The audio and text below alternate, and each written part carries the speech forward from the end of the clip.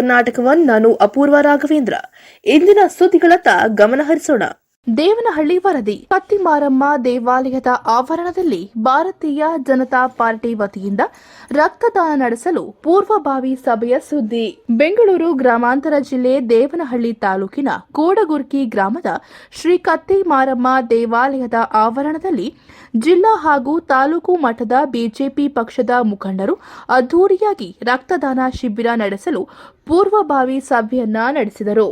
BJP ಪಕ್ಷದ ಮುಖಂಡರು ನಡೆಸಿದ ಪೂರ್ವಭಾವಿ ಸಭೆಯಲ್ಲಿ ಅಸಂಘಟಿತ ಕಾರ್ಮಿಕರ ಪ್ರಕೋಷ್ಠದ ಜಿಲ್ಲಾ ಸಂಚಾಲಕರು ನೀಲೇರಿ ಅಂಬರೀಶ ಗೌಡರು ಮಾತನಾಡಿ, ಇಂದಿನ ಯುವಕರು ಒಂದು ಸಿದ್ಧಾಂತದ ಮೇಲೆ ದೇಶವನ್ನ ಒಗ್ಗಟ್ಟಿನಿಂದ ಅಭಿವೃದ್ಧಿಯೆಡೆಗೆ ನಡೆಸಬೇಕು.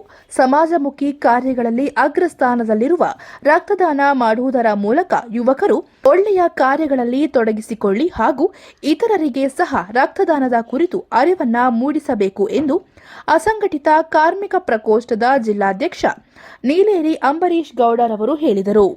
ನಾವು ಜನಗಳಿಗೋಸ್ಕರ ಇದ್ದೀವಿ, ಜನಗಳ ಕಷ್ಟ ಸ್ಪಂದಿಸಕ್ಕಿದ್ದೀವಿ, ನಾವು ಕೂಡ ಆರೋಗ್ಯ ನೋಡಕ್ಕಿದ್ದೀವಿ. ಜನಗಳಿಗೆ ಎಷ್ಟೋ ಜನ ರಕ್ತ ಇಲ್ಲದೆ ಸಾಯ್ತಾ ಇರೋದನ್ನ ಲಕ್ಷಾಂತರ ಜನನ ನಾವು ನೋಡಿದೀವಿ. ಇದು ಕೂಡ ದಾಖಲೆ ಆಗಿರೋದು ಕೂಡ. ಹಾಗಾಗಿ ಆ ತರದ್ದು ಆಗೋದು ಬೇಡ.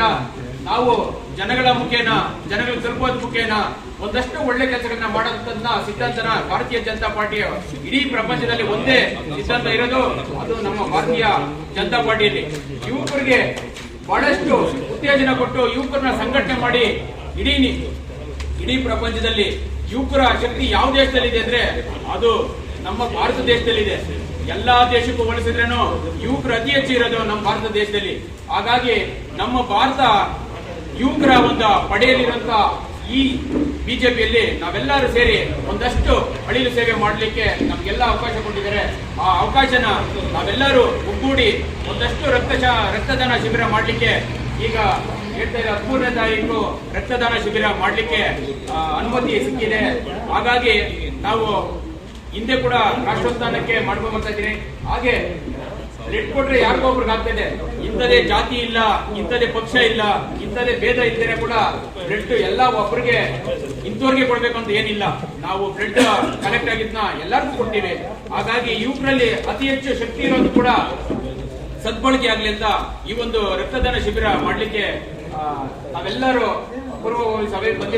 ಬಿಜೆಪಿ ಪಕ್ಷದ ವತಿಯಿಂದ ತಾಲೂಕು ಹಂತದಲ್ಲಿ ಆಗಸ್ಟ್ 13 ಭಾನುವಾರದಂದು ಆವತಿ ಶಕ್ತಿ ಕೇಂದ್ರದಲ್ಲಿ ರಕ್ತದಾನ ಶಿಬಿರವನ್ನ ಏರ್ಪಡಿಸುವ ಕುರಿತು ಪೂರ್ವಭಾವಿ ಸಭೆಯಲ್ಲಿ ಜಿಲ್ಲಾ ಬಿಜೆಪಿ ರೈತ ಮೋರ್ಚಾ ಅಧ್ಯಕ್ಷ ಎಚ್ಎಂ ರವಿಕುಮಾರ್ ಮಾತನಾಡಿ, ಚುನಾವಣೆಯಲ್ಲಿ ಮುಂದಿನ ಗೆಲುವಿನ ಗುರಿಯೊಂದಿಗೆ ಜನರನ್ನ ಇಂದಿನ ಸರ್ಕಾರದ ಉಚಿತಗಳಿಂದಾಗುವ ರಾಜ್ಯಕ್ಕಾಗುವ ನಷ್ಟದ ಕುರಿತು ಮನವರಿಕೆಯನ್ನ ಮಾಡಿ ಸಾಮಾಜಿಕ ಸೇವೆಗಳಲ್ಲಿ ನಾವೆಲ್ಲರೂ ಸಕ್ರಿಯರಾಗಬೇಕು. ರೈತ ವಿಧಿ ನಿಧಿಯನ್ನ ನಿಲ್ಲಿಸಲಾಗಿದೆ. ಜಿಲ್ಲೆಗಳಲ್ಲಿ ರೈತ ವಿರೋಧಿ ರೂಪುರೇಷೆಗಳನ್ನು ಖಂಡಿಸಿ ಜಿಲ್ಲಾಧಿಕಾರಿಗಳಲ್ಲಿ ಮನವಿಯನ್ನ ಮಾಡಲಾಗುವುದು.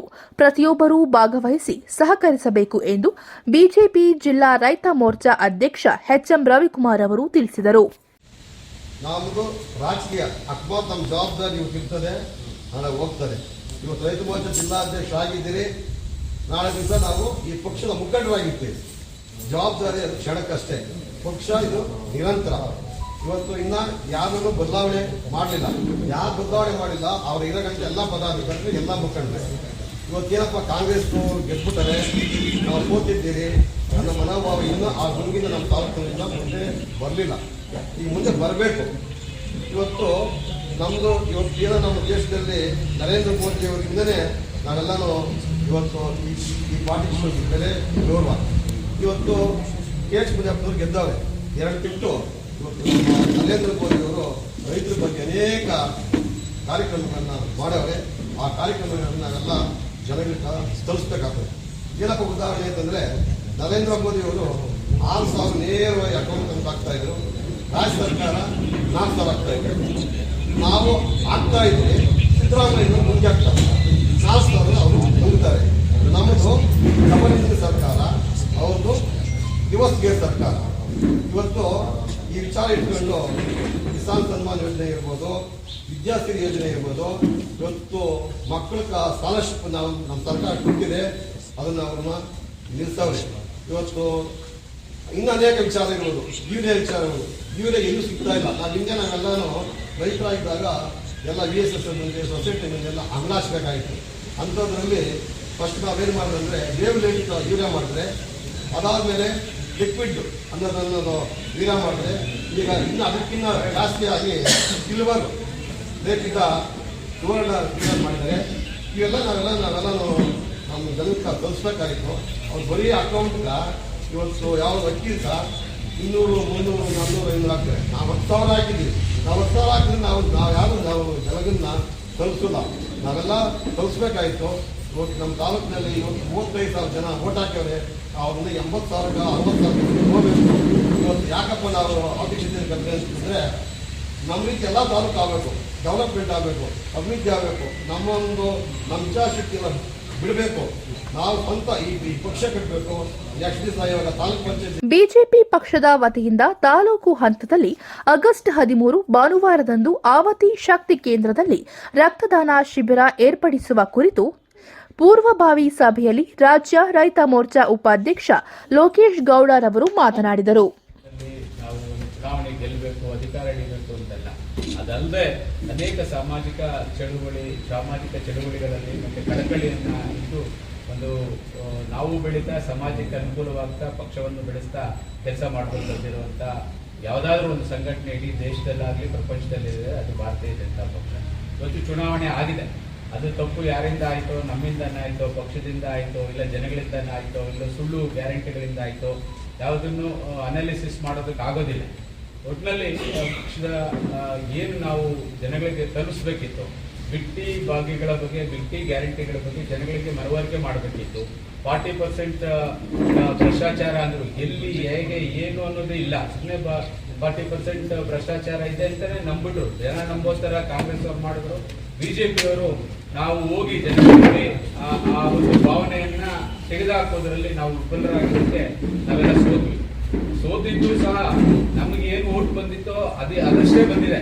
ನಮಗೆ ಬಿಜೆಪಿಗೆ ಮತ್ತೆ ಕಾಂಗ್ರೆಸ್ಗೆ 10 ಲಕ್ಷ ಓಟ್ ಡಿಫರೆನ್ಸ್ ಅಷ್ಟೇ. ಆ ಓಟು ಬೇರೆ JDS ತೆಗೆದಂತ ಓಟು ಬಹಳ ಕಡಿಮೆ ಆಯಿತು. ಆ ನಿಟ್ಟಿನಲ್ಲಿ ಭಾರತೀಯ ಜನತಾ ಪಕ್ಷಕ್ಕೆ ಸೋಲಾಯ್ತವನ್ನ ನಮ್ಮ ಕಾರ್ಯಕರ್ತರು ಹಿಂದೆಂದಿಗಿಂತಲೂ ಹೆಚ್ಚಿನ ಆಸಕ್ತಿ ತೋರಿ ಕೆಲಸ ಮಾಡಿದ್ದಾರೆ. ಭಾರತೀಯ ಜನತಾ ಪಕ್ಷದ ನಿಷ್ಠಾವಂತ ಕಾರ್ಯಕರ್ತರು ಯಾವ ಪಕ್ಷದಲ್ಲೂ ಇಲ್ಲ ಅಂತ ನಾನು ಹೇಳ್ತಾ, ಇವತ್ತು ನಾವು ಮುಂದೆ ನಡೆಯುವ ಕಾರ್ಯಗಳಿಗೆ ಅಂದ್ರೆ ಅದು ಪಂಚಾಯಿತಿಯ ಅಧ್ಯಕ್ಷ ಉಪಾಧ್ಯಕ್ಷರ ಚುನಾವಣೆ ಇರ್ಬೋದು, BSSN ಚುನಾವಣೆ ಇರ್ಬೋದು, ಮತ್ತೆ FPCS ಚುನಾವಣೆ ಇರ್ಬೋದು, ಮುಂಬರುವ ಎಲ್ಲ ಚುನಾವಣೆಗಳಿಗೆ ನಾವು ತಯಾರಾಗಬೇಕಾಗಿದೆ. ತಯಾರಾಗುವ ನಿಟ್ಟಿನಲ್ಲಿ ಇವತ್ತು ಏನು ನಾವು ಮನೆಯಲ್ಲೇ ಕೂತ್ಕೊಂಡು ಸೋಲಿನ ಒಂದು ನಿರಾಶೆ ನಮ್ಮ ಮೇಲೆ ಇದೆ, ನಾವು ಹೆಂಗ್ ಆಚೆ ಹೋಗೋದು, ಜನಗಳಿಗೆ ಹೆಂಗ್ ಮುಖ ತೋರಿಸೋದು ಅನ್ನೋ ಭಾವನೆಗಳನ್ನ ಬಿಟ್ಟು ನಾವು ಮುಂದಿನ ದಿನಗಳಿಗೆ ಸಂಘಟನೆಯಲ್ಲಿ ನಮ್ಮನ್ನು ತಾವು ತೊಡಗಿಸ್ಕೊಂಡು, ಸಾಮಾಜಿಕ ಚಟುವಟಿಕೆಗಳಲ್ಲಿ ತಮ್ಮನ್ನು ತಾವು ತೊಡಗಿಸ್ಕೊಂಡು ಮುಂದುವರಿಬೇಕಾದ ಒಂದು ಕಾಲಘಟ್ಟ ನಮ್ಮ ಮುಂದೆ ಇದೆ. ಆ ನಿಟ್ಟಿನಲ್ಲಿ ಇವತ್ತು ಆವತಿ ಶಕ್ತಿ ಕೇಂದ್ರದ ಸಂಚಾಲಕರಾದ ಅಂಬರೀಶ್ ಗೌಡ್ರು ಒಂದು ಸಭೆಯನ್ನು ಆಯೋಜಿಸಿ ನಮ್ಮೆಲ್ಲರಿಗೂ ಒಂದು ಉತ್ತೇಜನ ಕೊಡುವ ರೀತಿಯಲ್ಲಿ, ಮತ್ತೆ ಇದೊಂಥರ ಮಿಲನ, ಸ್ನೇಹ ಮಿಲನನೋ ಮತ್ತೆ ಪುನರ್ಮಿಲನನೋ, ಈ ರೀತಿ ಚುನಾವಣೆ ಆದ್ಮೇಲೆ ನಾವೆಲ್ಲ ಒಂದಾಗಿ ಮತ್ತೆ ನಾವು ಸಜ್ಜಾಗಬೇಕು ಮುಂದಿನ ದಿನಗಳಿಗೆ ಅನ್ನುವಂತ ಕರೆಯನ್ನು ಈ ಸಭೆಯ ಮುಖಾಂತರ ಕೊಟ್ಟಿರೋದು ಬಹಳ ಸ್ವಾಗತಾರ್ಹ. ಬಿಜೆಪಿ ಪಕ್ಷದ ವತಿಯಿಂದ ತಾಲೂಕು ಹಂತದಲ್ಲಿ ಆಗಸ್ಟ್ 13 ಭಾನುವಾರದಂದು ಆವತಿ ಶಕ್ತಿ ಕೇಂದ್ರದಲ್ಲಿ ರಕ್ತದಾನ ಶಿಬಿರ ಏರ್ಪಡಿಸುವ ಕುರಿತು ಪೂರ್ವಭಾವಿ ಸಭೆಯಲ್ಲಿ ಬಿಜೆಪಿ ಜಿಲ್ಲಾ ಪ್ರಧಾನ ಕಾರ್ಯದರ್ಶಿ ಶಿವಪ್ರಸಾದ್ ರವರು ಮಾತನಾಡಿದರು. ರಾಜಕೀಯ ಪಕ್ಷದಲ್ಲಿ ನನಗೆ ಗೊತ್ತಿರೋ ಪ್ರಕಾರ ಇಡೀ ದೇಶದಲ್ಲಿ ಏನು 14 ವರ್ಷ ಏನೋ ಆಯ್ತು ಅನ್ಸುತ್ತೆ. ಸೊ ಇಷ್ಟು ವರ್ಷಗಳ ಕಾಲ ಸತತವಾಗಿ ಯಾವುದಾದ್ರೂ ಒಂದು ಬ್ಲಡ್ ಕ್ಯಾಂಪ್ ಅನ್ನ ನಡೆಸ್ಕೊಂಡು ಬಂದಿದೆ ಅಂದ್ರೆ ಅದು ಬೆಂಗಳೂರು ಗ್ರಾಮಾಂತರ ಜಿಲ್ಲೆಯಲ್ಲಿ ಇದು ಚಪ್ಪಾಳೆ ಹೊಡಿಬೋದು. ಹಾಗಾಗಿ ಬೆಂಗಳೂರು ಗ್ರಾಮಾಂತರ ಜಿಲ್ಲೆಯಲ್ಲಿ ಪ್ರತಿ ವರ್ಷ ನಾವು ಮಾಡ್ಕೊಂಡು ಬಂದಿದ್ದೀವಿ. ಲಾಸ್ಟ್ ಇಯರು ನಾವು 7,500 ಯೂನಿಟ್ ಅನ್ನ ಕಲೆಕ್ಟ್ ಮಾಡಿದ್ದೀವಿ. ನಮ್ಮ ದೇವನಹಳ್ಳಿಯಲ್ಲಿ 1,850 ಯೂನಿಟ್ ನಾವು ಕಲೆಕ್ಟ್ ಮಾಡಿದ್ದೀವಿ. ಸೊ ಹಾಗಾಗಿ ಪ್ರತಿ ವರ್ಷದಂತೆ ಈ ಸಲನೂ ಈಗಾಗಲೇ ನಾವು ಆವತಿ ವಿಜಯಪುರದಲ್ಲಿ ನಾವು ಈಗಾಗಲೇ ಮುಗಿಸಿದ್ದೀವಿ. ಸೊ ಅಲ್ಲಿ 109 ಸಂಖ್ಯೆಯನ್ನು ನಾವು ದಾಟಿಸಿದ್ದೀವಿ. ಮತ್ತು 13ನೇ ತಾರೀಕು ಸೊ ಇದೇ ಜಾಗದಲ್ಲಿ ನಾವು ರಕ್ತದಾನ ಶಿಬಿರವನ್ನು ನಾವು ಹಮ್ಮಿಕೊಂಡಿದ್ದೀವಿ. ಸೊ ಮತ್ತು 13ನೇ ತಾರೀಕು ತೂಗೆರೆಯಲ್ಲಿ ಸಹ ಇರ್ತದೆ. ಮತ್ತು ಇನ್ನೊಂದು ದೇವನಹಳ್ಳಿಯಲ್ಲಿ ಒಂದು ಮಾಡೋರಿದ್ದೀವಿ. ಮತ್ತು ಕುಂದಣ ಶಕ್ತಿ ಕೇಂದ್ರದಲ್ಲೂ ಸಹ ಮಾಡೋರಿದ್ದೀವಿ. ಒಟ್ಟು ಒಂದು 5 ರಿಂದ 6 ಕ್ಯಾಂಪ್ ನಾವು ಮಾಡಬೇಕು ಅಂತೇಳಿ ಈ ಸಲ ನಾವು 1,000 ಯೂನಿಟ್ಗಿಂತ ಜಾಸ್ತಿ ದಾಟಿಸಬೇಕು ಅಂತ ನಾವು ಈಗಾಗಲೇ ಹಮ್ಮಿಕೊಂಡಿದ್ದೀವಿ ಒಂದು ಕಾರ್ಯಕ್ರಮನ. ಸೊ ನಾವು ಈ ರಕ್ತದಾನ ಶಿಬಿರದಿಂದ ನಾವು ಒಂದು ರಕ್ತ ಕೊಡೋದ್ರಿಂದ 4 ಜನರ ಪ್ರಾಣ ಉಳಿತದೆ. ಮತ್ತು ನಾವು ರಾಷ್ಟ್ರೋತ್ಥಾನಕ್ಕೆ ನಾವು ಪ್ರತಿ ವರ್ಷ ರಕ್ತ ಕೊಡ್ತಾ ಬಂದಿದ್ದೀವಿ. ಸಾಕಷ್ಟು ಶಾರ್ಟೇಜ್ ಇರುವಂಥ ಈ ಒಂದು ಸಂದರ್ಭದಲ್ಲಿ ರಕ್ತದಾನ ಮಾಡಬೇಕಾಗಿದೆ. ತಲೈಸೆಮಿ ಅಂತೇಳಿ ಒಂದು ಕಾಯಿಲೆ ಇದೆ, ಸಾಕಷ್ಟು ಜನಕ್ಕೆ ಗೊತ್ತಿರ್ತದೆ, ಅದ್ರ ಬಗ್ಗೆ ತಿಳ್ಕೊಂಡಿರ್ತದೆ.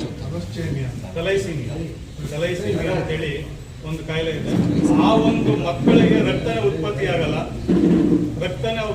ಹುಟ್ಟದಾಗಿಂದ ಹಿಡಿದು ಅವ್ರು ಸಾಯೋವರೆಗೂ ರಕ್ತ ಉತ್ಪತ್ತಿ ಆಗಲ್ಲ. ಈ ಸಂದರ್ಭದಲ್ಲಿ ಮುಖಂಡರಾದ ಓಬದೇನಹಳ್ಳಿ ಮುನಿಯಪ್ಪ, ತಾಲೂಕು ಪ್ರಧಾನ ಕಾರ್ಯದರ್ಶಿಗಳಾದ ನೀಲೇರಿ ಮಂಜುನಾಥ್, ವಿಜಯಪುರ ರವಿಕುಮಾರ್, ವಿಜಯಪುರ ಟೌನ್ ಬಿಜೆಪಿ ಮಾಜಿ ಅಧ್ಯಕ್ಷ ರಾಮು ಭಗವಾನ್, ದೇವನಹಳ್ಳಿ ಪುರಸಭೆ ನಾಮಿನಿ ಸದಸ್ಯೆ ಪುನೀತಾ, ತಾಲೂಕು ಬಿಜೆಪಿ ಮಹಿಳಾ ಮೋರ್ಚಾ ಉಪಾಧ್ಯಕ್ಷರುಗಳಾದ ದಾಕ್ಷಾಯಿಣಿ ಶ್ರೀಧರ್, ರಜನಿ, ನಾಗವೇಣಿ, ಕಾರ್ಯದರ್ಶಿಗಳಾದ ಭಾಗ್ಯಮ್ಮ, ಪ್ರೇಮ, ಸುಲೋಚನಾ, ಬಿಜೆಪಿ ಮುಖಂಡರಾದ ಬಿಜೆಪಿ ಮನೋಜ್, ಶಾಮಣ್ಣ, ಸುರೇಶ್, ನಾಗರಾಜ ಗೌಡ, ಮುರಳಿ ಹಾಗೂ ಬಿಜೆಪಿ ಕಾರ್ಯಕರ್ತರು ಹಾಗೂ ಇನ್ನೂ ಹಲವಾರು ಮುಖಂಡರು ಈ ಸಂದರ್ಭದಲ್ಲಿ ಹಾಜರಿದ್ದರು.